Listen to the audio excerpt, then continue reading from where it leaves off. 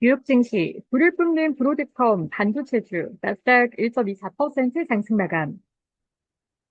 뉴욕 증시에서 반도체 관련주의 강세가 지속되면서 기술주 중심의 나스닥이 1% 넘게 상승했습니다. 반면 우량주 위주의 다우지수는 약보합으로 마감했습니다. 지난주 사상 처음으로 시가총액 1조 달러를 돌파하며 반도체주 랠리에 불을 지른 브로드컴은 이날도 11% 넘게 올랐고, 이에 호응한 반도체 지수도 2% 넘게 급등했습니다. 16일 뉴욕 증권거래소에서 장 마감 무렵 다우종 30 산업경제 지수는 전장보다 110.58포인트, 0.25% 내린 43,717.48의 거래를 마감했습니다. 스탠더드 앤드 포어스 S&P 500 지수는 전장보다 21.99포인트, 0.38% 오른 6,74.08을, 나스닥 종합지수는 247.17포인트, 1.24%인 2173.89의 장을 마쳤습니다. 반도체 관련주가 이틀 연속 불을 뿜었습니다. 필라델피아 반도체 지수는 지난 13일에 3% 넘게 뛴 데 이어 이날도 2% 넘게 급등하며 지난달 부진을 빠르게 만회하는 흐름입니다. 브로드컴은 4분기 매출이 급등했다고 발표한 데 이어 인공지능 반도체 시장에 총 인공지능 반도체 시장의 총화 엔비디아를 위협하는 기업으로 부상하면서 매수세가 강하게 집중됐습니다. 브로드컴은 지난 12일에 분기 실적 발표회에서 대형 클라우드 기업 스포츠와 AI 칩을 개발 중이라며 향후 3년간의 AI에서 기회를 보고 있다고 밝혔습니다. 이들 기업은 구글과 페이스북의 모회사 메타와 틱톡을 운영하는 중국의 바이트댄스로 알려졌습니다. 애플도 브로드컴과 자체 AI 칩 개발에 나섰다는 보도가 나왔으며 오픈 AI가 브로드컴과 자체 AI 칩을 개발할 예정이라는 보도도 지난 10월에 나왔었습니다. 이는 주요 빅테크가 브로드컴과 함께 자체 AI 칩 개발에 나서면서 엔비디아에 대한 의존도를 빠르게 줄이고 있다는 의미입니다. 이 같은 분위기를 반영해 엔비디아는 이날 2% 가까이 하락했습니다. 반도체 설계 기업인 ARM도 주가가 4% 넘게 떨어지며 브로드컴 유탄을 맞았습니다.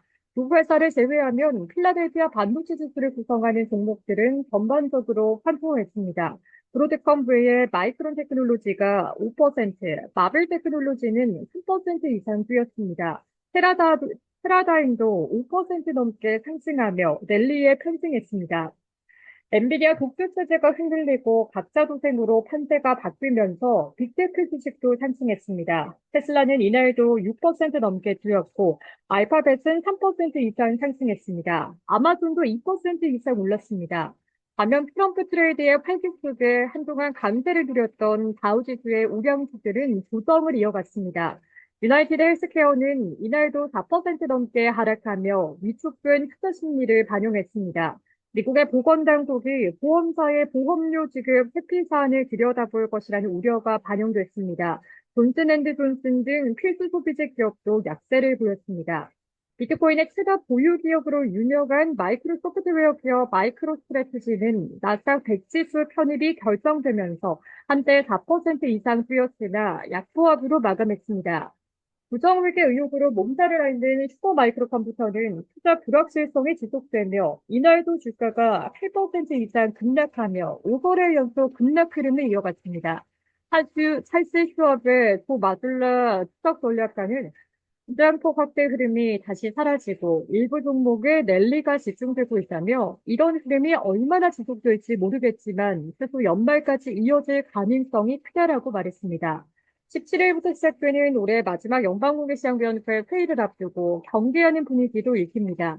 이번 회의에선 향후 금리 인하 기조를 두고 어떤 의견이 오갈지 시장은 주목하고 있습니다. 월가에선 내년부터 금리 인하 속도가 느려질 것이라는 관측이 지배적인 가운데 제롬 파월 연방준비제도 의장이 어떤 발언을 내놓을지가 관건입니다. 월가에선 FOMC가 내년부터 분기에 한 번 기준금리를 25bp씩 내릴 것으로 보는 시각이 우세합니다. 트럼프 임기 행정부가 들어서면 인플레이션 반등이 점쳐지는 만큼 FOMC도 정책 경로를 조정해야 할 것이라는 분석입니다. 프리덤 캐피털 마켓츠의 제이 유즈 수석 글로벌 전략가는 연준의 9월 첫 금리 인하 이후 실업률은 안정됐으나 물가 상승률 수치는 반대로 약간씩 상승했다며 사실 금리 인하가 시작된 후 매달 상승했는데 이게 그저 끈적한 데서 그칠지 아니면 새로운 추세의 시작인지 의문이라고 말했습니다. 미국의 제조업 경기는 부진한 흐름을 이어갔으나 서비스업은 강한 성장세를 보이며 경제 전반의 회복세를 주도했습니다. 스탠더드 앤드 포어스 글로벌은 12월 제조업 구매 관리자 지수가 48.3으로 예비 집계됐다고 발표했습니다. 3개월 내 최저치입니다. 반면 서비스업 PMI 예비치는 58.5로 38개월 내 최고치를 기록했습니다. 미국의 뉴욕주 제조업 활동을 시사하는 지수도 급락하며 제조업 한파를 시사했습니다. 뉴욕 연방준비은행에 따르면 미국의 12월 엠파이어 스테이트 제조업 지수는 0.2에 그쳤습니다. 직전월 수치였던 31.2에서 무려 31포인트 급락한 수치입니다. 업종별로 보면 이미 소비재와 통신 서비스, 기술이 1% 이상 뛰었습니다. 에너지는 2% 넘게 급락했고 의료 건강도 1% 이상 밀렸습니다. 시카고 상품거래소 패드워스에 따르면 연방기금 금리선물시장에서 12월 기준금리가 동결될 확률은 마감 무렵 4.6%를 기록했습니다.